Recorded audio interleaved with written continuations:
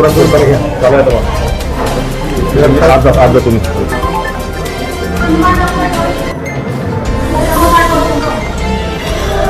हो नमस्कार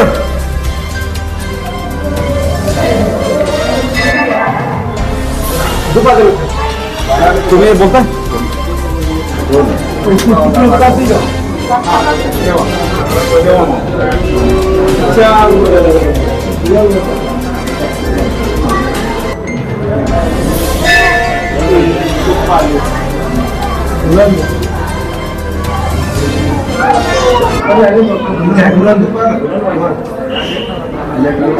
पुढे येऊन घ्या मध्ये यायला नको पुढे या पुढे मध्ये ती येते लोक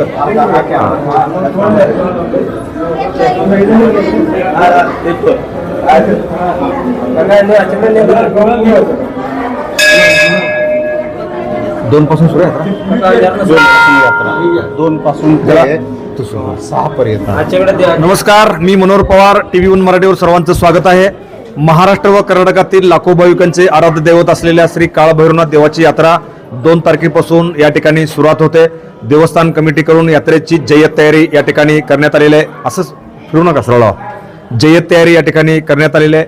माझ्या समवेत या ठिकाणी श्री काळभैरवनाथ देवस्थानचे पुजारी या ठिकाणी उपस्थित आहेत. त्यांना आपण विचारूया कशा पद्धतीने यात्रा भरते आणि कसं नियोजन केलेलं आहे. नमस्कार. नमस्कार. या ठिकाणी श्री काळभैरवनाथ देवाची यात्रा या पौर्णिमेपासून सुरुवात होते आणि ती जवळजवळ 6 तारखेपर्यंत या ठिकाणी ती सुरू राहते. या देवासाठी कर्नाटक आणि महाराष्ट्रातले संपूर्ण दोन्ही राज्यातले भाविक या ठिकाणी येतात आणि मनोभावे या ठिकाणी त्यांनी श्रद्धेनं या ठिकाणी देवाचं दर्शन घेतात.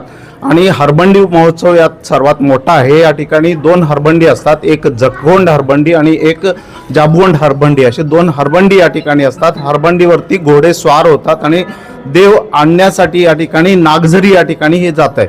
आणि नागझरी हे ठिकाण असं आहे की या ठिकाणी सुरुवातीला श्री काळभैरवनाथ काशी पासून येऊन नागझरी इथं स्थायिक झाले आणि त्यानंतर ते गावातल्या लोकांनी हे मंदिर या ठिकाणी स्वतःच्या दर्शनाचं सोपं व्हावं यासाठी या ठिकाणी हे मंदिर यासाठी स्थित केलेली आहे. आणि या ठिकाणी संपूर्ण हरबंडीच्या दिवशी संपूर्ण गावातली बैलजोडी या ठिकाणी आणली जाते आणि भक्तीनं मनोभावाने या ठिकाणी प्रत्येक शेतकरी आपले बैल इथं आणतात आणि या रथाला जुंपतात आणि असा हा एक रथोत्सव या ठिकाणी साजरा केला जातो.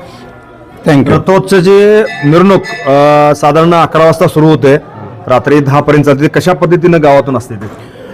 रथ या ठिकाणी पहाटे 5 वाजता या ठिकाणी रथ सज्ज ठेवले जातात आणि गावातले संपूर्ण शेतकरी आपले बैल जोडी या ठिकाणी आणतात आणि दोन्ही रथाला बैल आपल्या घरातले आणलेले बैल या ठिकाणी जुपतात आणि संपूर्ण इथून ते बैल रथाचं मिरवणूक सुरू होते.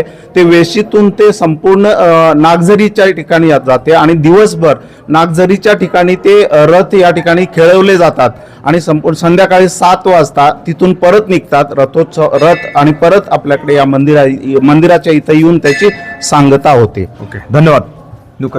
या ठिकाणी आणखीन एक 101 आरत्यांचा उत्सव या ठिकाणी असतो आणि देव आणण्याचा जो कार्यक्रम असतो त्या ठिकाणी 101 आरत्यांचा या ठिकाणी आरत्यांनी देवाला औक्षण केलं जातं आणि ते एक महत्वाचं या ठिकाणी असते. आणि ते 5व्या दिवशी ज्या दिवशी गुगुळ असते 6 तारखेला ते कार्यक्रम या ठिकाणी केले जाते. 2 ತಾರೀಕು ಇದು ಜಾತ್ರೆ ಶುರುವಾತ ಆಗ್ಯದ ಆತಾದ್ರಿ ಹೆಂಗಾಗಿ ನಿಯೋಜನೆ ಮಾಡ್ರಿ ಎಲ್ಲ ಜಾತ್ರೆ?